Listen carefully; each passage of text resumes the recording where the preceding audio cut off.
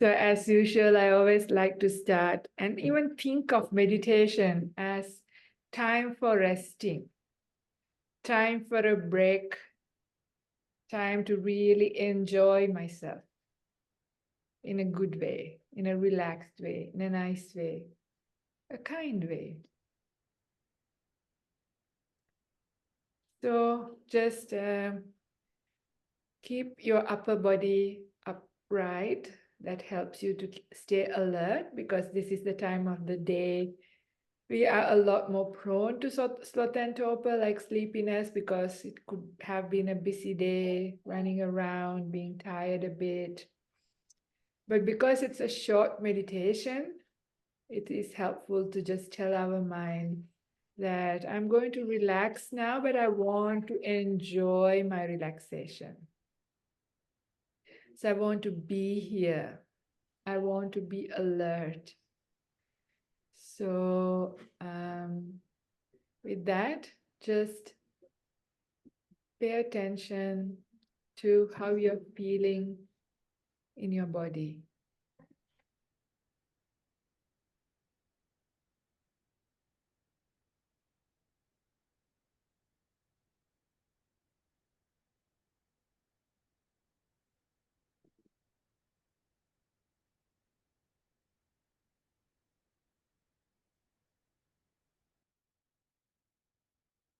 So the idea is to stay with the body instead of paying attention to the mind.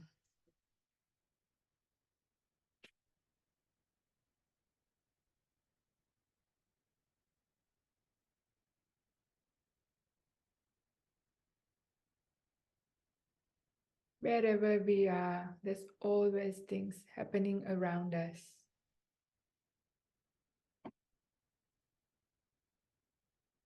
We just gently allow the world to fade away and turn inwards.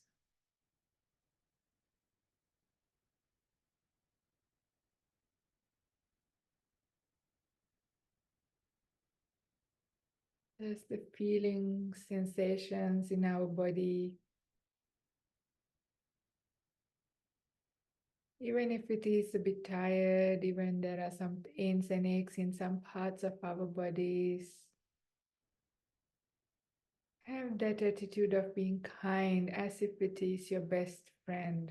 Have affection and a bit of care and allow those things to be instead of wanting to get rid of them. It's okay.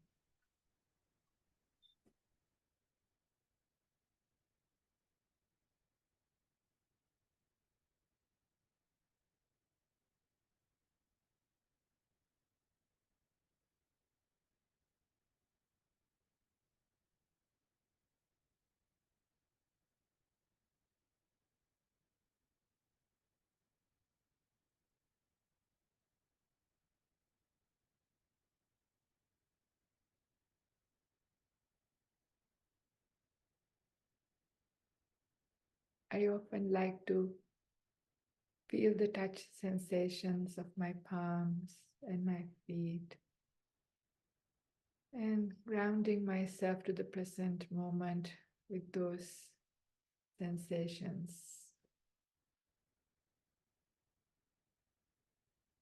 anchoring myself to here and now.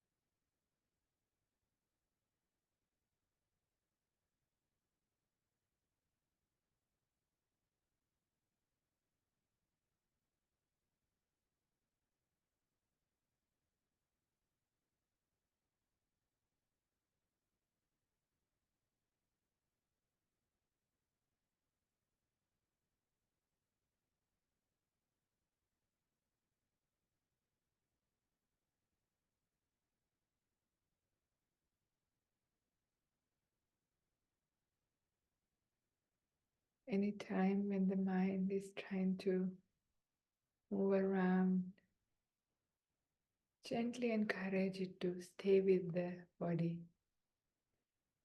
sensations in the body for a little while.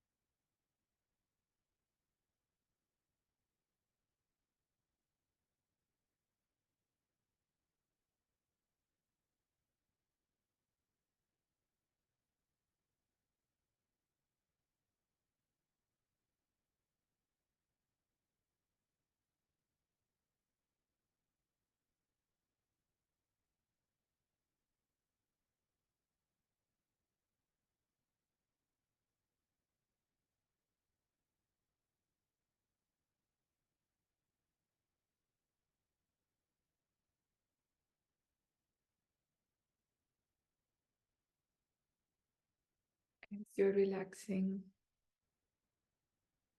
as you're becoming peaceful, if you notice the breath going in and out naturally, you can keep your attention with the flow of the breath in a very gentle, very passive observer kind of way.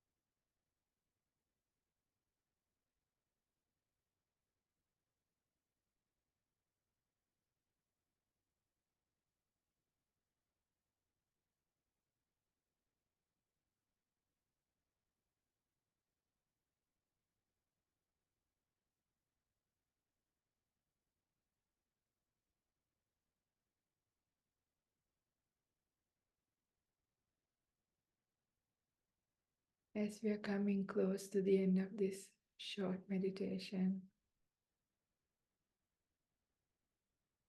see how you feel now. How is your body and how is your mind?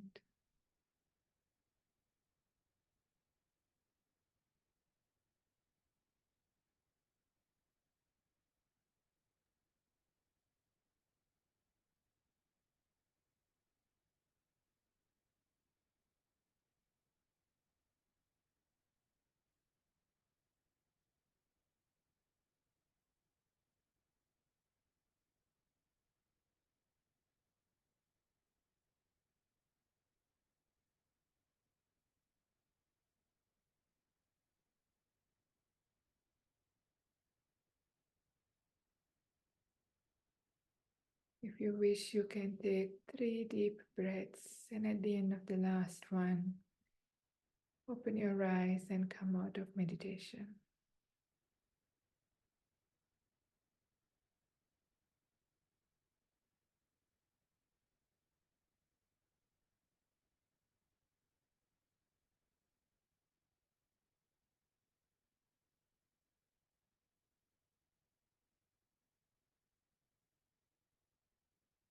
Today, I'm going to talk about a topic that was proposed last week that I thought was quite interesting. And that is the question, how do we know whether we are progressing or regressing? Good question, isn't it? It's an important question sometimes to know, how do we know whether we are practicing in the right way or not? Because this is a very interesting time. I think even even in the time of the Buddha, the Dhamma wasn't so popular.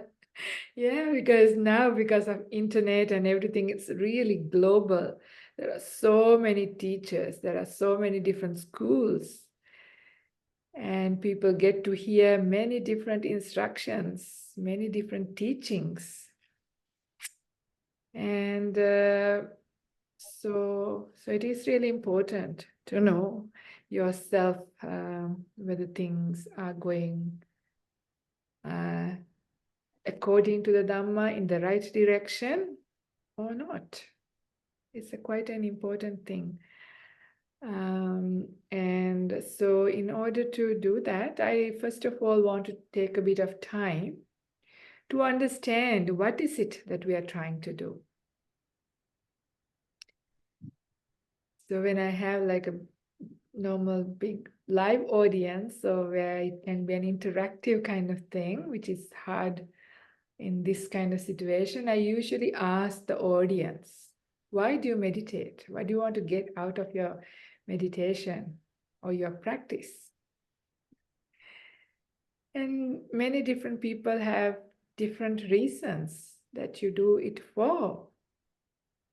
But today I'm going to talk the ultimate goal, in the sense, the true purpose of the spiritual path, the Buddhist spiritual path, is full enlightenment, right? But then people would wonder, what is enlightenment? Isn't it? Because that's a common word. People just use it so easily. Said, oh, I got enlightened about something, the other, having insights and stuff is kind of really commonly used as well. But the Pali word, nibbana, it's a good one.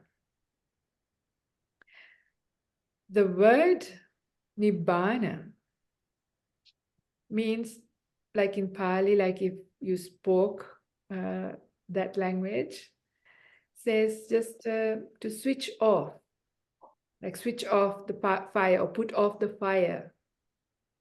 This word in Sinhala language is called nibbana, and nibbana means switch off as well. So it's the word used for switching off something that's a light, something that's on fire. Like at the time of the Buddha, there was no electricity, so all light was pretty much fire. So switching off that fire was that word.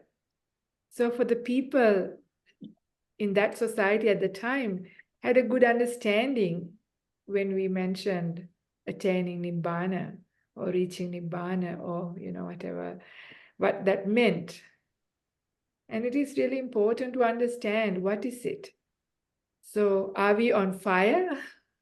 Is it that's what it seems like, right? Put off the fire within you, inside of you. So are we on fire?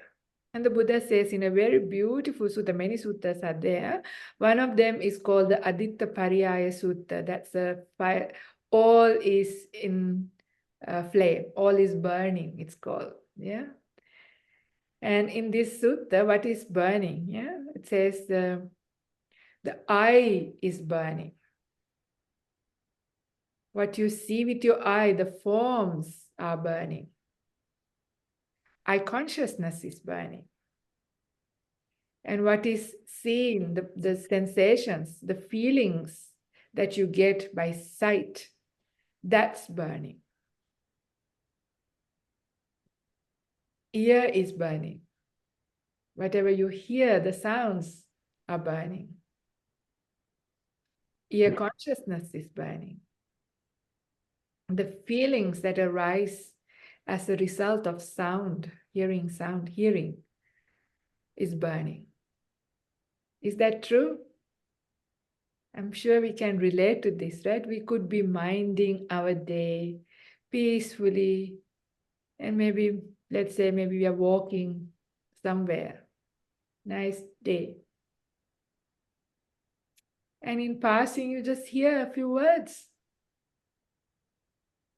And sometimes you feel how you start burning, right? And the Buddha says, what are these things burning with? Yeah, what kind of fires? There are 11 fires actually, 3 main ones, but 11 fires altogether. So, raga ginna, that is fire of passion. Dosa ginna, fire of ill will and negativity. Moha ginna, fire of ignorance or stupidity. Fire of jati, it's burning with birth, burning with old age, jara, burning with sickness, burning with sadness, burning with remorse, burning with regrets. Like that, it goes on for 11 things. Yeah. So you can relate. Take a moment to reflect how this happens. Another time, you could be just driving peacefully again, and you might see like a billboard and something that can arouse some lust in you just by seeing that. Yeah. And you can see how lust is like a fire, just based on eye and forms. So the whole area of sight is burning with passion. Yeah, burning. All these things really feel like burning. Yeah. We know when desire comes in, even for something small like food, like your favorite food, you walking by a nice patisserie and you see some nice dessert that you like, or whatever the kind of food you like, you smell something delicious, it feels like burning. Hunger is burning. Yeah. Ill will, we definitely know, feels like burning. But how is ignorance burning? That is, our sense of self is the best one. Yeah. Your ego. Never mind other things, but when it comes to your expert area, if somebody tries to tell you what to do, you know the feeling, who are you to tell me? I know. You know the feeling, how that burns inside when your ego comes up. Yeah, it really burns. So you can see, yeah, we are completely alight. We are like burning with multiple fires, burning with 11 fires. Yeah. So enlightenment or nibbana is extinguishing all of those flames. So 11 fires are at 6 different places. So many, 11 times 6 is like 66 fires. No joke. Whole fire brigade isn't enough to put off that fire, isn't it? 66 fires per person, yeah? Based on sight, 11 fires, based on sound, 11 fires, based on tongue, nose, body, and mind. Yeah. So it's really beautiful sometimes as you go through your day to see these fires. Some are very hot, some are not so hot, some are just like coals, just dormant and waiting. Yeah, and you can see suddenly a trigger comes in and it starts. Yeah, yeah. And then again, have you met people? Some people are not so easy to trigger, yeah? You can really say many things and they still remain quite cool. And there are others, you only have to start opening your mouth. You haven't even said a word. And already they've taken up guns and started shooting you, yeah? And then you shoot back and huge explosion happens instantly. That sort of also gives you an idea about this cooling down process, yeah? So somebody, when we say, oh, that person is quite chilled, that English word chilled is meaningful. Not somebody who's cool, because when you say cool, it's like fashionable, like wearing, I don't know, whatever the latest kind of trendy things. But when you say chilled, that's like somebody who's kind of not so easy to agitate. Yeah, they're a bit relaxed and calm down. And it takes quite a bit of effort to get them agitated. Yeah, for whatever reason, there are people like that. And I have a really beautiful story to share. This was when we first came to New South Wales, to Santi. One of my friends, one of the nuns and myself, we thought we should go and pay respects to Bhante Sujato because he's our teacher here. And it's a nice thing to do. So we decided to go to Sydney because we live in Bandanoon at Santi Forest Monastery. So we caught the train. That was our first time to catch the train. And so we were in the train, and at some point, a couple got in, and they both had 2 bicycles. So they put their bicycles into the bicycle bay, and there was another bicycle already there. And that belonged to a teenage boy, maybe about 17 or 18 years of age, because the couple asked, whose bicycle is this? Is it okay if we put it here? And the boy said, it's my bicycle. Yeah, never mind. And the couple told him, okay, let us know when you need to get off. So we'll move our bicycles out of the way. And sure, no problem. So after a while, it came to the station where the boy had to get off. So he sort of told them a little bit ahead of time. So the couple tried to take the bicycles, but the bicycles got entangled. Right? So they were trying, now train has stopped and he was trying to get out. But too bad the doors closed and the train started moving. So the boy could not get out at his station. And the couple was so upset, but what do you think the boy felt like? And his t-shirt said Highland window cleaning. So obviously he was going to work, even though he's a young boy, he was going to work early morning. So we got into the train at 6:30. And he was already in the train. So it's early morning, woken up for a teenage boy. How would a teenage boy early morning be like? Yeah. Mornings are usually not young people's time, right? And now he's going to be late for work. He couldn't get off because of these stupid people put their bicycles. Yeah. What would be your reaction? Yeah. I was thinking, what would be my reaction? We all looked at the boy, like the whole carriage was, wondering what's going to happen. Because you would expect some loud sounds and words that you would rather not hear, right? But that's not what happened. Yeah. The boy was so calm. He said, oh, that's okay. No problem. I can get off the next station and catch the train back. The couple were tourists, actually.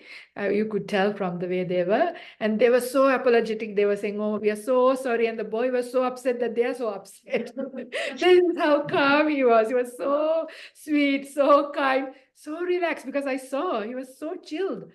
Even I was a bit agitated, like, oh my goodness, this boy couldn't go to work, you know. At least I would say like that, you know. Even not even that. He was so chilled. I was so inspired to see this fellow, right? And little did I know, the next station was not for another 20 minutes. It's a country train. So it's not like city train, right? I thought, first of all, because I haven't gone on that line, yeah, fair enough. In the next 5 minutes, he'll get off and get another train back. And not only that, country trains, there aren't trains, too many trains. So he would have been very late for work that day.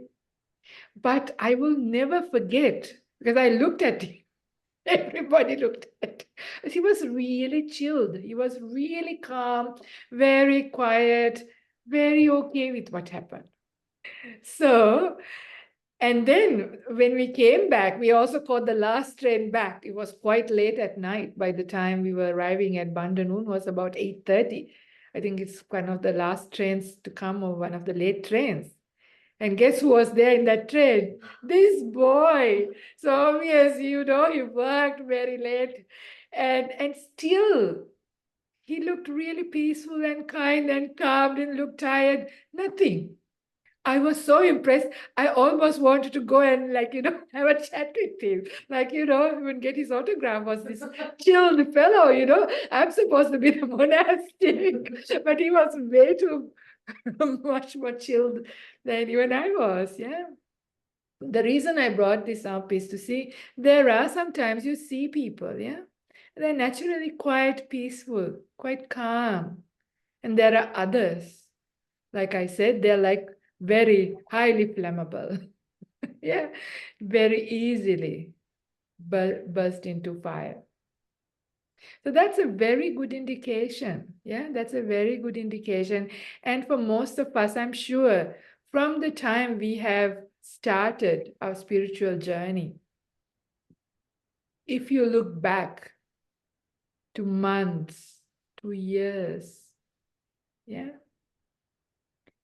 you may see changes, yeah, in you, that things that used to agitate you and irritate you don't agitate you and irritate you as much. So that's a very kind of good indication to see whether you are progressing or not. How flammable are you? Or how chilled are you becoming? You actually feel this, yeah? You can sense this. You're a lot more peaceful within. Not that irritated and agitated with the world as you used to. And a big, big resource for this, a big support for this is right view, as I always speak about this. If you have started to internalize that right view, slowly becoming that right view is the factor that chills you. Right view is like aligning the way you look at the world with the way the world is. So I'm sure that young boy that was in the train, very likely he's probably not a Buddhist. I mean, I cannot be sure. But, you know, there are many people who are not necessarily Buddhist or who have heard the Buddha's teachings on right view. But there are people in the world who align their view, because it's not anything very complicated. Everybody knows that things are impermanent, that things are constantly changing. This is, you know, if you ask even a little kid, they would say, yeah, of course, you know, things are constantly changing. Nothing is really permanent if you ask the question. Yeah. And you also feel, if you really look at it, you know, things are out of our control. They don't really belong to me. They're not really mine. Yeah, so these kinds of views are there. So for that boy, he understand, yeah, sometimes these things happen. There's no point in getting upset. Upset isn't going to do anything. The train's already moving. What good is that going to do to me or to anybody else? If I got angry, if I shouted, if I used bad words at those people, it's really nobody's fault, really, things happen. This is life. Yeah. Things that you don't expect, but it is to be expected. Yeah. The things are constantly changing. Things are not within our power to do. So once even that much has gone into you, it does cool you down so beautifully. And this idea of cooling down is there in the sutta. So every time, or most of the time, when somebody becomes enlightened, when they finish their task and, completely purify their mind and extinguish all the flames, what they say is like, Siti Bhutos mean Tinibhuto in Pali. I am cooled as I am. Right here, right now, I have become cooled. That's what they say. Yeah, when they reached enlightenment, that final insight comes and they're completely eradicated all of those defilements and had that pure mind and ended craving, ended suffering of the future rebirth. They feel that chilling, that cooling. As that idea of cooling is very beautiful. Yeah. So even for us to guide ourselves, it's a very good perception to develop throughout the day, that idea of cooling down, becoming chilled rather than becoming like highly inflammable. So this is really important. Yeah. So this is a very good gauge, very good way of knowing whatever you're doing. So again, whatever teaching that you hear, and when you apply those teachings to your life, reflecting back is always important. So the Pali word for this, what the Buddha says, is paccavekkhana, retrospection or reflecting back. After you've heard the teaching and after you've applied yourself, then you reflect back and see what happened. So that is when you can see, did I become more peaceful or did I become more agitated? Did I become more tight and tense than I started? Or did I become relaxed, peaceful, and at ease? Did joy started to come up, or anxiety and panic started to come up, or worry started to come up, or even anger started to come up? Yeah. There are so many people trying to meditate, trying to do the practice. You can see they become very stern, they become very tight, they become difficult to live with even. Yeah. Some people, after they started practicing, you can't talk around them because they want to be silent. The whole family has to shut up. Yeah, so this is not the right way. Yeah, this is not the right way of practicing. So it's really good to do that retrospection, that reflection, to see, are you becoming kinder? This is another one. Are you becoming more happy? Is joy coming up? Are you getting more tired? Are you relaxed, at ease? All of those are little indicators. Yeah. So obviously not at a time when you just come back from work, when you've done lots of stuff, but in general, do you always feel, how do you feel when you do your practice? Yeah. There are people after meditation, they say, oh, I'm so tired. In retreat, they're so tired because they're trying too hard. Yeah. Trying to do something, forcing themselves, forcing their mind. That's completely the wrong way to be doing the practice. Yeah. So this is very, very important. But some people have that pressure, like wanting to compete, wanting to do better than their friends or everybody else in the retreat, whatever it is. So this is not how this happens.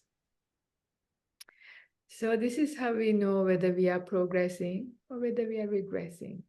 Are we applying the teachings correctly or not?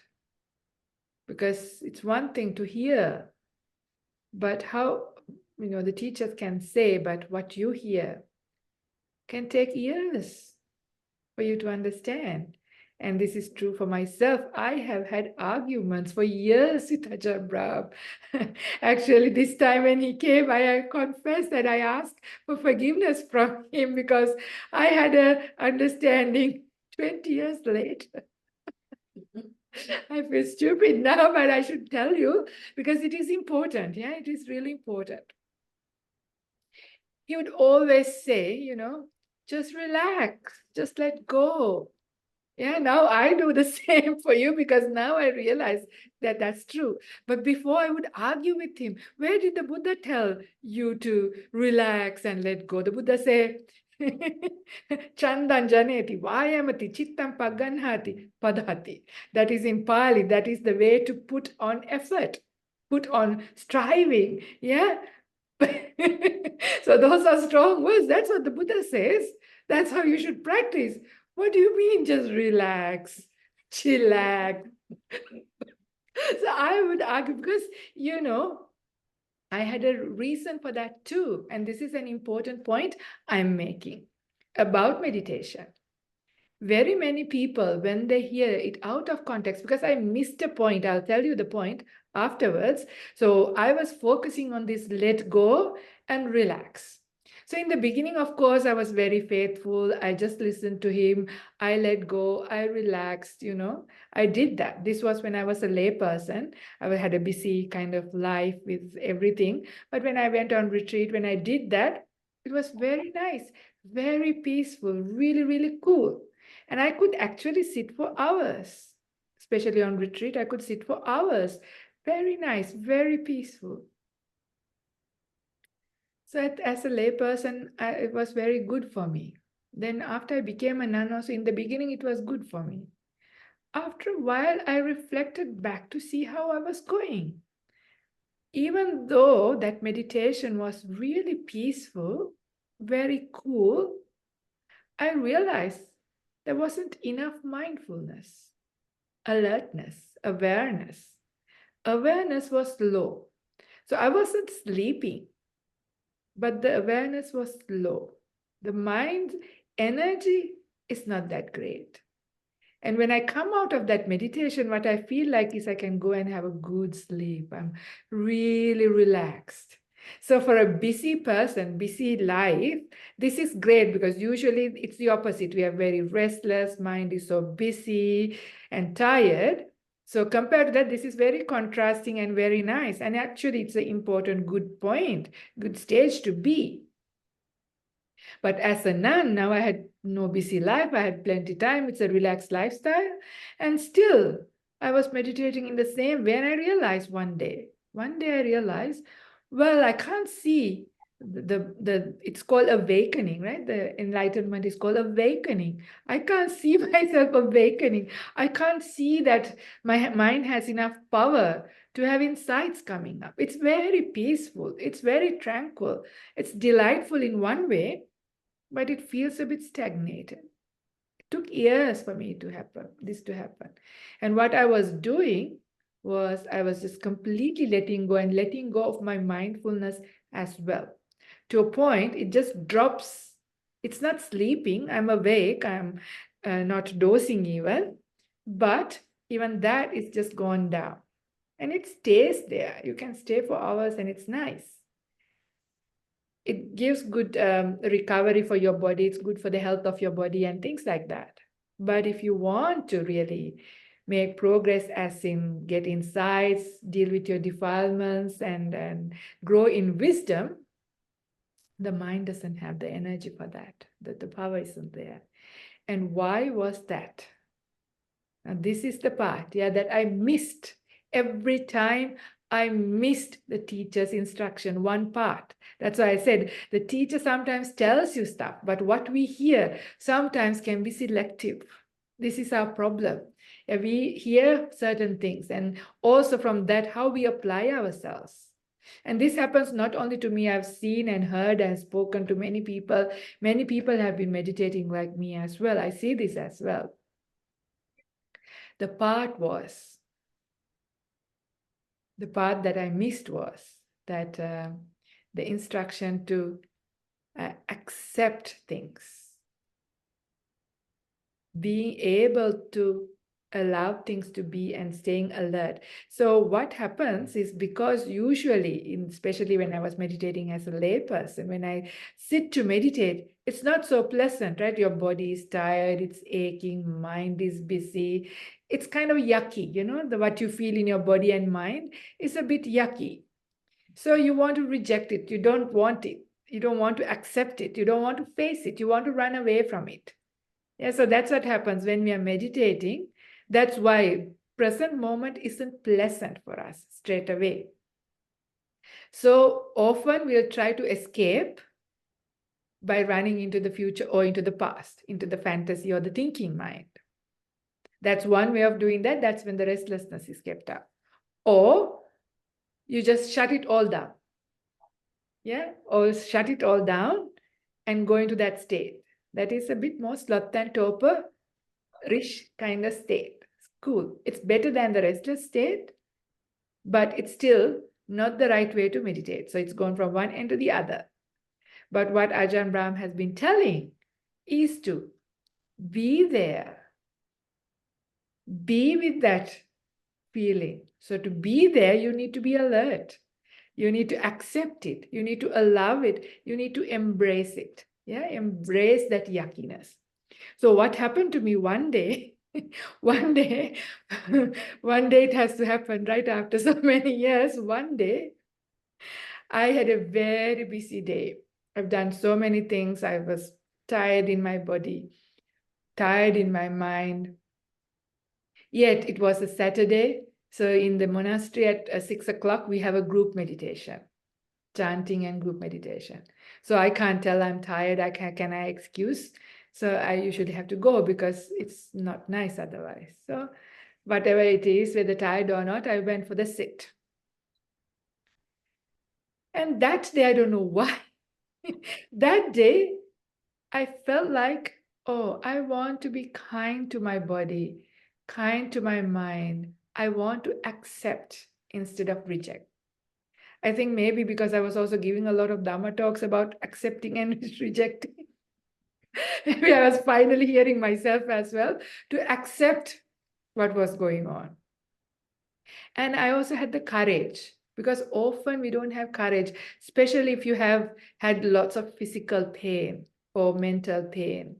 It's very unpleasant. So you don't want to really face it. You would do anything to not want to face it. Yeah, you want to reject it, go away from it. And a lot of the time people meditate in order to get rid of it. But that's not the right way to do. So what Ajahn Brahm was telling was to actually stay there, embrace it, accept it, face it. So that particular day, I don't know, I had the courage to face my yucky body and face my yucky mind. So when I actually was able to stay with the yuckiness for a little while, it started to change, just how he says. I didn't believe it. But there's an important another point as well here I must make. That time, even though my body and mind was tired, there was still some joy and energy, because even though I was doing things, they were good things, wholesome things. So even though my body and mind was tired, it was tired from doing good things. So there was joy at the back of it.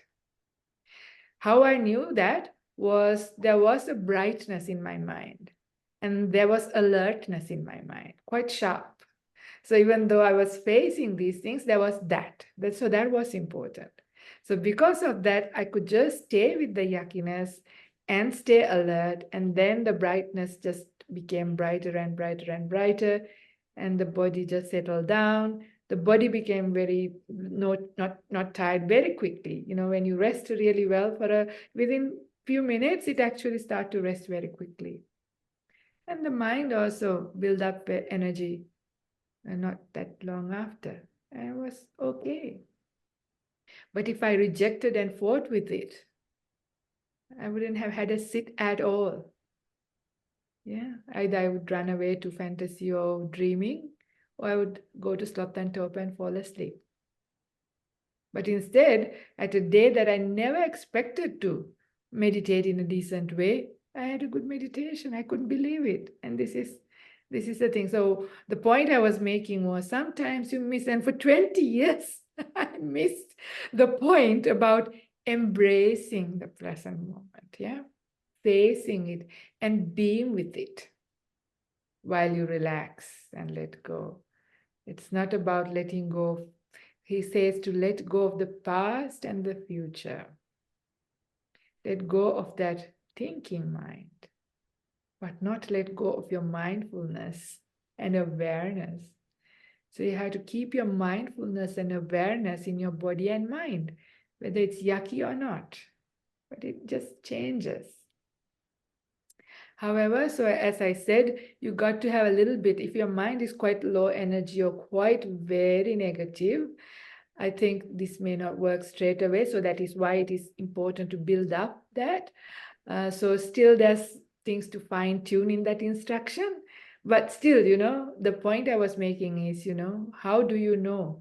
So again, for myself, it took a long time, but still that Pachavekana, reflecting back, slowly realizing, oh, this does not seem that, I'm making progress. So this is how you know whether you are even applying yourself well, even if you're meditating in the right way. It's very hard. The moment you try to explain and express, it's not quite what you're doing. And also the teacher may not hear everything you say, because many things get lost in communication, lost in translation or whatever. It's very hard for us to express. It's never, when things break into speech, it's never the real experience, whatever you try to tell. So it's very hard for somebody else to really guide you completely. So that's why that we learn how to guide ourselves, and how do you know this is happening. So it's a really important thing. So reflecting back, understanding, are you cooling down, becoming peaceful? Is alertness is coming back up, joy coming back up? What kind of joy? Takes a while. So that's also why don't be afraid of the mistakes, because that's when you really become an expert. Sometimes you have beginner's luck and things happen really well at the start. This is true for just normal work as well, like doing an experiment or doing something using an equipment. This thing happen. And then when that doesn't work, try to troubleshoot, it's very hard. But when things don't work, you really, it's difficult, but you really get to understand every little bit about it. So meditation as well, don't worry if you are struggling, if you had a lot of difficulties and taken you a long time. You will become a good teacher, you will become a good meditator, because you have gone through all of those places, understood all of these different angles, and you can relate to those things. So it's actually good. So there's nothing to worry. It's never a bad meditation. So whatever you call as bad, even those my many years of that really low kind of energy, peaceful, cool kind of meditation was still helpful. Yeah, and this will happen, and it's not a really all bad one, especially for busy people. It's an essential stepping stone, because that is when you actually rest. But the important thing is during a long retreat, after about third day or so, it has to change. Yeah, it has to change, and the mind needs to have a bit more alertness. When the natural tiredness of the mind and the body actually fades away, then it should naturally build up a little bit more energy. So anyway, all these things hard to explain by words, but what I'm trying to say is, how you need to learn how to really understand what we are doing in the spiritual path. And are we understanding the teachings well? Are we able to apply ourselves properly? So this is important. So that's kind of what I have to share with that. Yeah, maybe that much is enough for now. Let's just open up for questions. Maybe you can ask me a few things or point to me things that I may have missed. Okay. First of all, I think we should say thank you and sadhu for a most wonderful talk. And Satukang Namaste. Sadhu. Sadhu.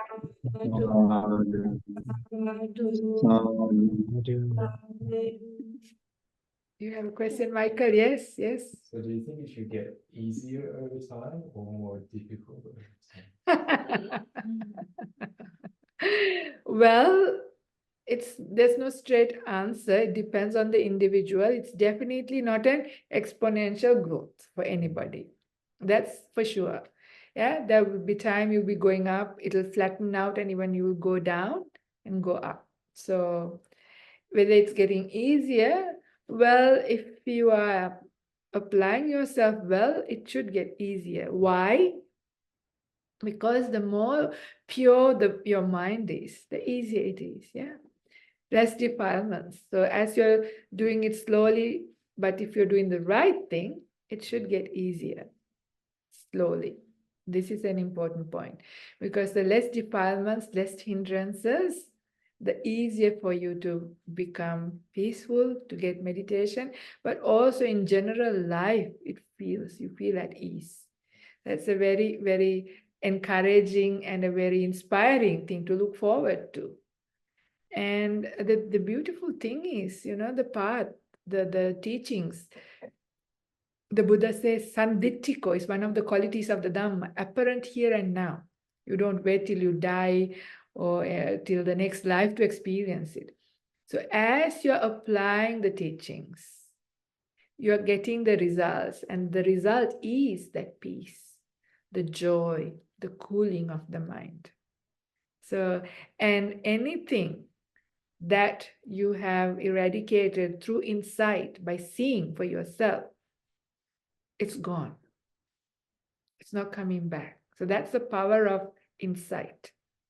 So with meditation, with samatha, by stilling the mind, what you do is you're increasing your mindfulness and the energy of the mind. But after that, when you do the reflections, look back, that yata bhuta jnana dassana, that means seeing things for what they are. Whatever little bit that you see, when you have that aha moment, the light bulbs go, even a little aha moment will eradicate a little bit of a defilement or some kind of something and purifies your mind.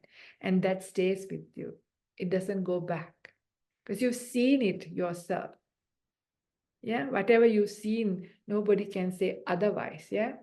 Like it's a really interesting kind of way to understand how insights work. It's a really simple story that somebody told me, and I thought that's a good way to explain this. So this is how it goes.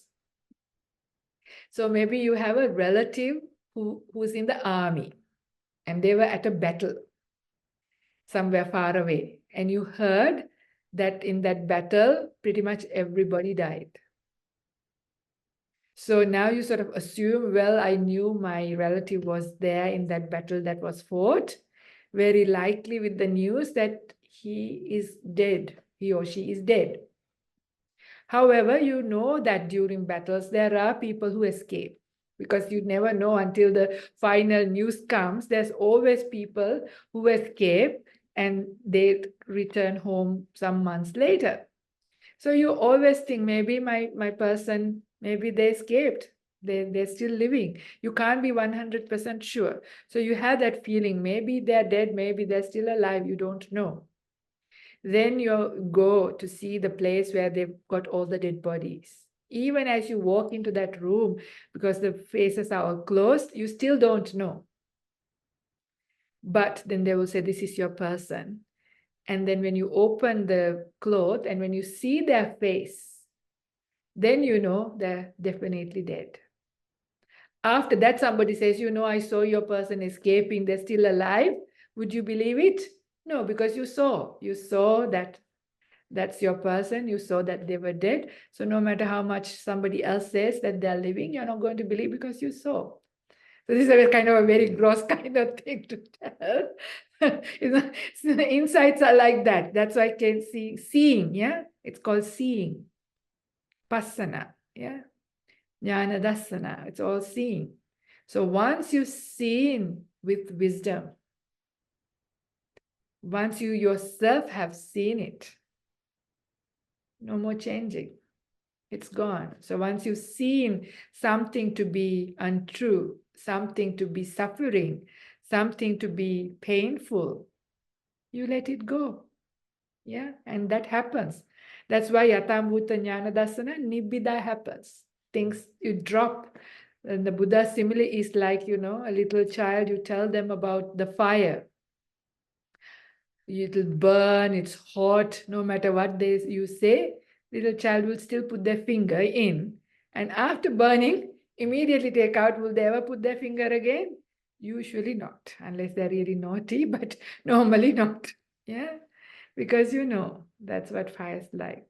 So it's kind of like that. So this is why. So even a small insight purifies a little bit, it stays. So it's kind of beautiful. Yeah, whatever little work you do. So don't worry, don't be so scared. Because yesterday I was at Crow's Nest giving a talk, and what the people were saying is like the world is going really crazy. Like, it's getting more and more crazy. Even in Australia, we heard all the news about what happened in Bondi, and then there were some riots apparently, and all these crazy things. When we hear, it's like life is so uncertain, so unreliable, seems so short. And they had like this sense of urgency. How do we practice? How do you make sure we are ready?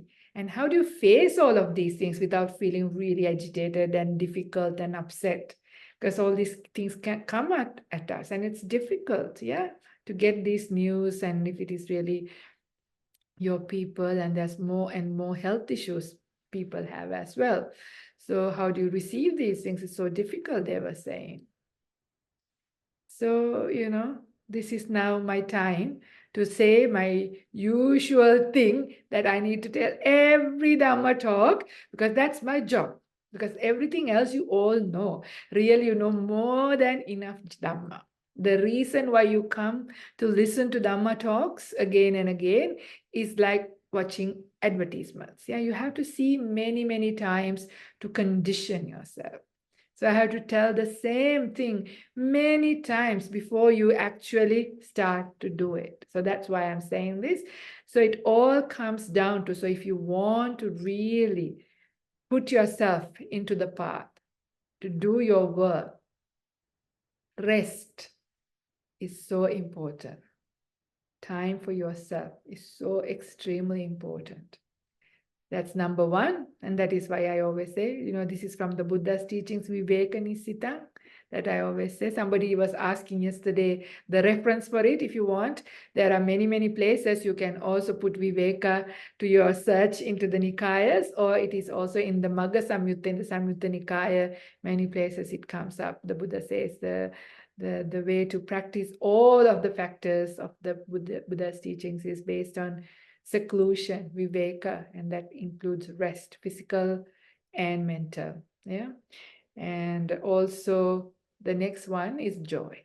But joy is the fuel. And that is why the Buddha's path is like dana, sila, bhavana. So generosity, virtue, and then meditation. So that generosity and virtue are the creators of joy in your mind. That's the fuel that it runs with. So in the world, if you want to develop immunity towards all of these things, all of these problems, to be able to take it in a good way and make use of this rather than getting overwhelmed by this and drowning, because we have to, otherwise how are we ever going to get out of this, yeah? And cool down, because those will keep firing us up. Our fires will get bigger. Instead, we want to remain cool, yeah? When the fires from external are coming. We want to maintain our cool. And how do we do that? Is building up joy. Yeah. So in order to build up joy, that rest is very important. So yesterday I forgot to say, so I'm saying this now, something that occurred to me, something actually somebody told me this. Even sometimes employing a cleaner can save a marriage. Employing a cleaner can help you some health problems even. Yeah, sometimes you never think about that. You so busy doing so many things. A simple thing like gives a livelihood for somebody else as well. And you waste so much money anyway for so many unnecessary things. Instead, use it wisely. Have your weekend off instead of having to whole weekend clean your house. Get a gardener. It's okay. Yeah, it's another way of looking at things. What are you going to do with all that money? You waste it anyway. But rather, you can have some rest. Yeah, sometimes it's the most common thing, but you need to hear somebody say it. So that's why I'm saying it. Get a cleaner and get a gardener.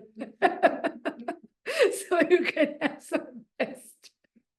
Yeah, because it is so important for us to have more time for ourselves if we want to practice the path. Without that rest and energy, mental and physical, you can't put yourself. It is hard. Yeah. So anyway, these are a few things.